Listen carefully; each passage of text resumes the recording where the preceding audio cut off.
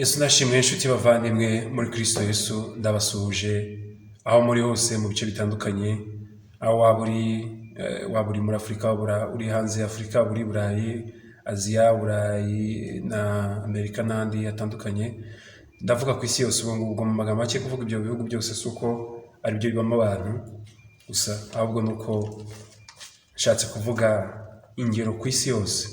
Shima Imana yanjye ari nayo Mana yanyu anese umwami wacu Yesu Kristo yongeye kumpakanya kugira ngo nzi imbere yanyu muri amasengesho y'iminsi 3 bamwe ngira ngo twadufatanyije cyangwa se Imana yampaye gusenga. Ndagira ngo uyu munsi wa none twongere tuganire kandi dufatanye gusenga Imana no kuyinginga kuko Imana yacu yavuze ngo nkunda bankunda kandi abashaka umwete bazambona. Ni igihe cyo gushaka Imana muri iki gihe no kuyegera kurusha uko twayegereye mbere. Ni igihe cyo kuyinginga kurusha uko twayinginze mbere. Ni igihe cyo kuyikunda kurusha uko twayikunze.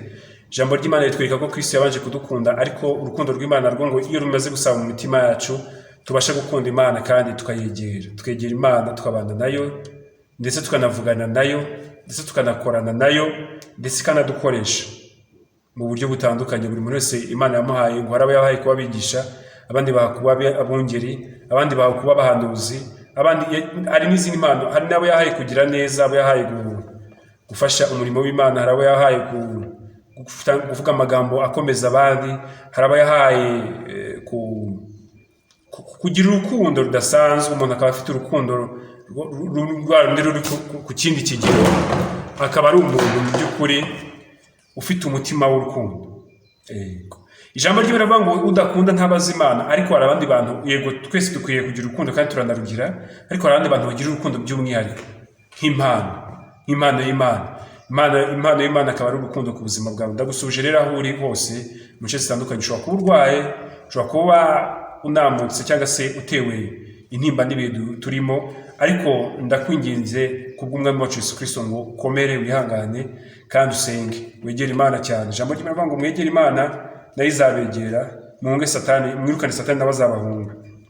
Ntabwo twe duhunga Satani, ahubwo nitwe tumwirukana akaduhunga, akajya kure yacu, akajya kure y'abacu, akajya kure y'imiryango yacu ndetse akajya kure y'umugambi Imana ifitiye, kuko Satani iteka ryose arwanya umugambi Imana idufiteho ku buzima bwacu. Imana iguhe umugisha rero. Muri aka kanya Imana ndimo senga yanganirije ku mutima ko nabaganiriza ku ndirimbo dukunda kuririmba. Kenshi na kenshi abantu ntibajya bakunda kuzitekerezaho, cyangwa se n'abazitekerezaho bakazitekerezaho baguruka cyane bigendera, ariko ari ibyahumetswe byera. Nabyo tuba tugomba kumva amagambo, tugomba kuririmba tugafashwa, yego, ariko nanone tukaganira tukamenya n'amagambo aba akuye muri izo ndirimbo. Uyu munsi rero mu gihe narimo senga numvisha umwuka w'Imana ari cyamatera ko naganiriza abantu bari buze kuza kunkurikira, bari kunkurikira kandi ukanya bo turi kumwe ku ndirimbo yitwa mu gihe cyo gusenga. Ni indirimbo ya 62 mu gakiza. Ni indirimbo ya 62 mu gakiza yitwa ngo mu gihe cyo gusenga. Nkuko ngewe kano cyane ndi mu byo gusenga, nawe ushobora kubirimo mu buryo bwawe. Ni ukuri Imana yanganirije ko ibihe byo gusenga ari ibihe bikomeye cyane, n'ibihe biritagura ibitwa za Yeriko zari ziri imbere yacu, n'ibihe bitagura imigambi Satani yashyize nk'uruzitiro imbere yawe. Wenda ku rubyaro, ukabura urubyaro, yashyira uruzitiro imbere yawe. Kurushaka kano kanya utari guhuza neza n'uwo mwashakanye. Igihe cyo gusenga kijya kibasha kugira icyo gihindura kuri ibyo bihe. Hari igihe ushobora kuba wagenderewe mu buryo bw'umwuka ukabura umunezero, Satani akakwiba umunezero mu mutima. Ibihe byo gusenga bijya bibasha kuritagura icyo kintu. Kandi ibihe byo gusenga ni ibihe abantu benshi batajya bamenya ko ari ibihe by'imbaraga. Bijya bibasha guhindura ibintu bishi mu isi y'umwuka. Umuntu agahenda ukundi mu isi y'umwuka abantu bakimubona ari wa wundi, ariko mu isi y'umwuka ari uwundi muntu akomeye, yubakitse kandi afite n'ibindi byiringiro birenze ibyo tugira mu byo turebesha amaso. Rero ibihe byo gusenga ni ibihe bikomeye. Turabanza iyi ndirimbo rero tuyiririmbane, hanyuma tujye twayiganiraho noneho, ariko reka tubanze dusenge Imana tuyiragize gahunda zose tugiye kujyamo. Mwami ndagushimiye, ndaguhimbaje muri amasaha, ndagushimiye neza n'ubuntu bwawe, ndagushimiye kuri kumwe natwe. Ijambo ryawe ravuga ngo aho babiri cyangwa batatu bateraniye, kandi Mana Nyiringabo ngira ngo tubagezeho. Nanjye ndi hano, abandi bari mu nce zitandukanye, ariko Mwami w'abami turi imbere yawe, turiho dusenga twinginga kugira ngo ubane natwe mu izina rya Yesu Kristo. Ndakwigiza ngo Mwami w'abami wumve gusenga kwacu no kwinginga, wumve Data mwiza no kuri ibihe turi imbere yawe turimo dusenga. Mwami wumve gusenga kwacu, kandi Data mwiza no kudusubiza. Nzi ko ushobora byose Mwami, kandi nta kirogoye imigambi yawe, kandi ibyo wagambiriye gukora ku buzima bwacu uzajya ubikora. Kandi Mwami w'abami uravuze ngo musenge ubudasiba, kandi Data mwiza no kuri iyo umuntu asenze ujya uhindura ibintu, iyo umuntu asenze ujya ubasha kugira ibindi bintu wubaka, kuko watubwiye ngo musenge ubudasiba, niwe wabyivugiye ubwawe. Ijambo ryawe rimbwira ukuntu umugaragu wawe yasenze, umugaragu wawe bamushyize mu rwobo rw'intare. Daniyeli arasenga, intare zibumba iminwa rwose, zibana nawe, ahubwo akazisegura akazisasira. Ahubwo umunsi umwe ugeze amaze gusohokamo, abamushyize mu rwobo aba aribo zitanyaguza. Ijambo ryarambwira ngo zabamenaguriye amagufa hejuru mu kirere bataragera no mu rwobo. Rero Mwami w'abami, gusenga kujya kumenagura amagufa y'ibiturwanya, gusenga kujya kumenagura ibiduhiga, umwanzi waduhigaga ahubwo akaba ari uhinduka umuhigo.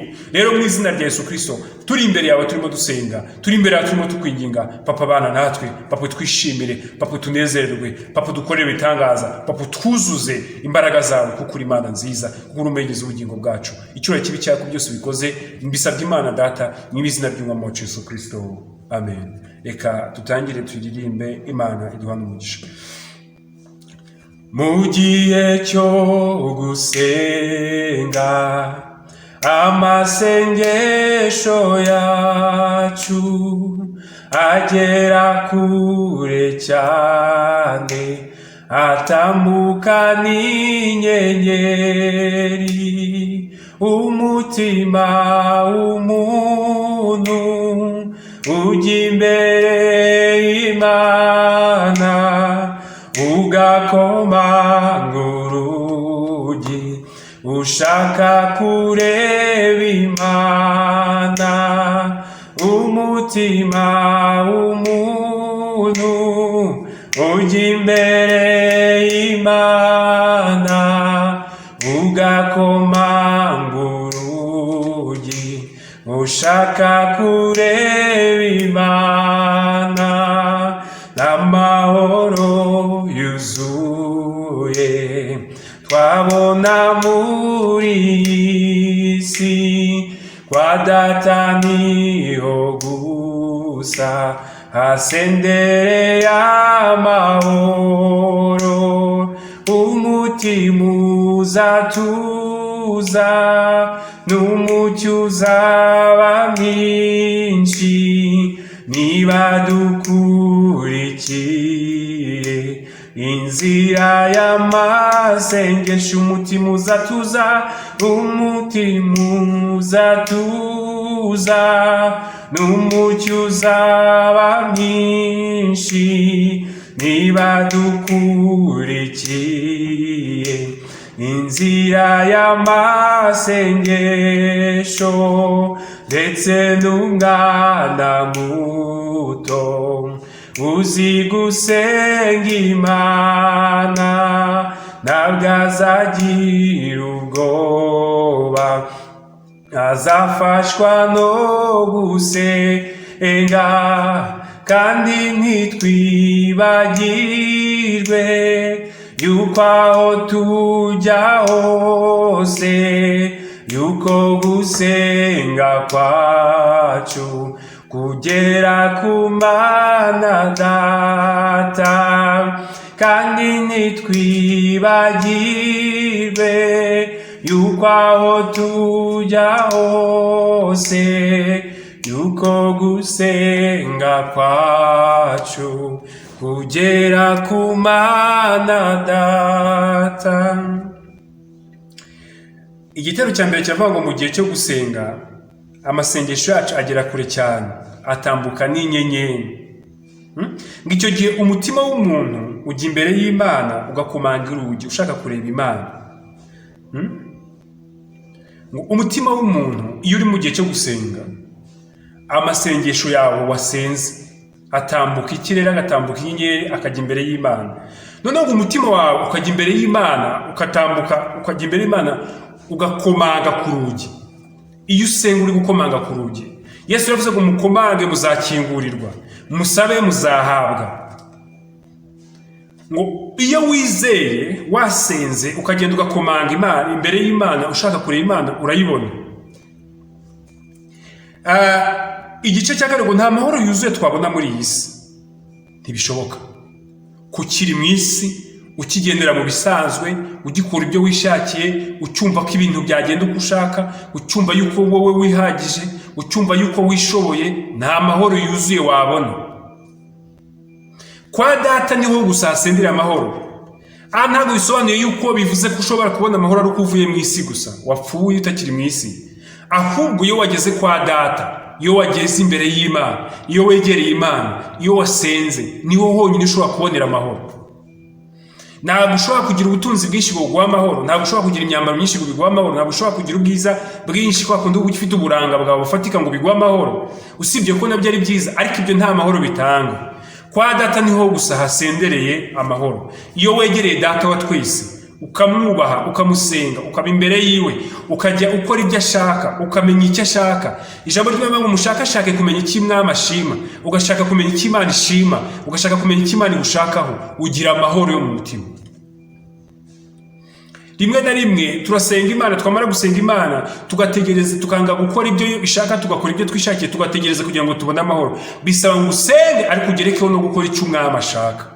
Hari ibyo Imana iganiriza umutima wawe ngo ukore ukanga kubikora, warangiza ukavuga ngo simbona amahoro ngo iki. Kora iki? Kora ko wowe urashaka ko Imana ikore, urashaka ko Imana ikore ibyo ushaka, ariko wowe ntabwo ushaka ko wakora ibyo ishaka. Mbese mu magambo make usa nk'ushaka kuyobora Imana, ntabwo ushaka Imana kuyobora.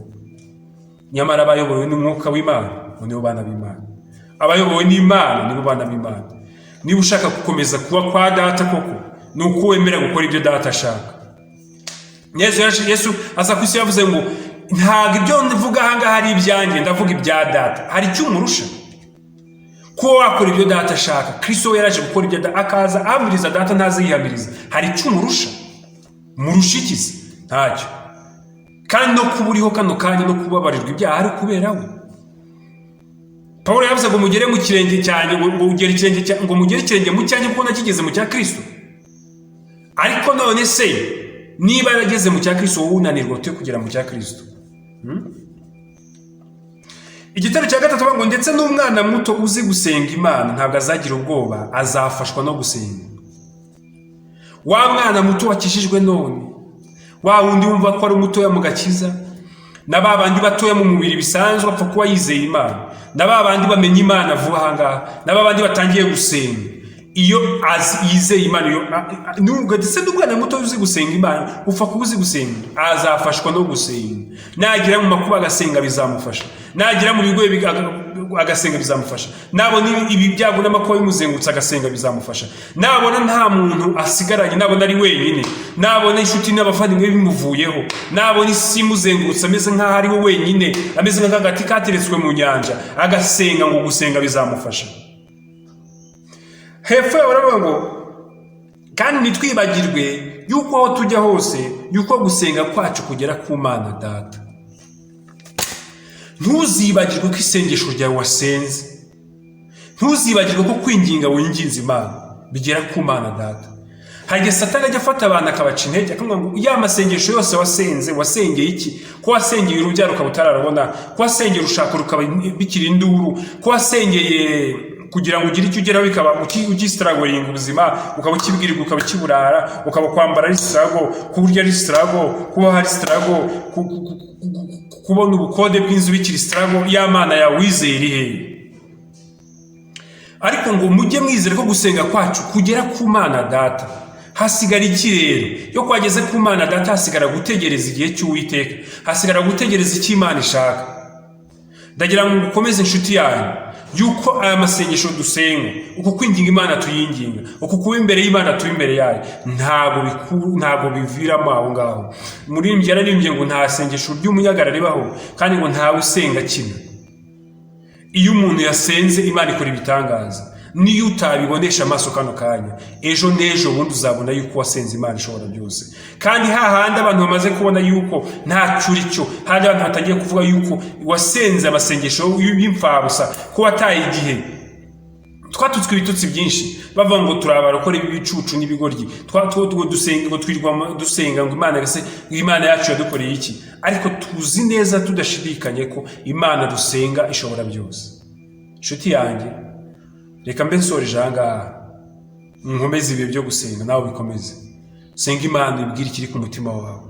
Si ngombwa ko nkubwira ngo usengera ibi ngibi, ufite byinshi byo gusengera, yoborwa n'umwuka w'Imana.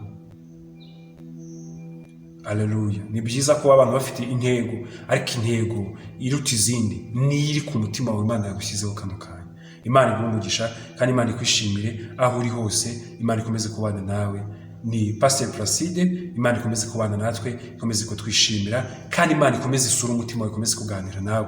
Ndategeka uburwayi kubuhunga mu izina rya Kristo. Ndategeka ikintu cyose kitagendaga imbere yawe ko kigenda kano kanya, mu izina ry'Imana Data n'iry'Umwana n'iry'Umwuka Wera. Amen. Shalom shalom. Nshuti yanjye, komeze usenge kandi ukomeze kwiginga ndetse no kwizera Imana. Imana iri kumwe nawe. Amen.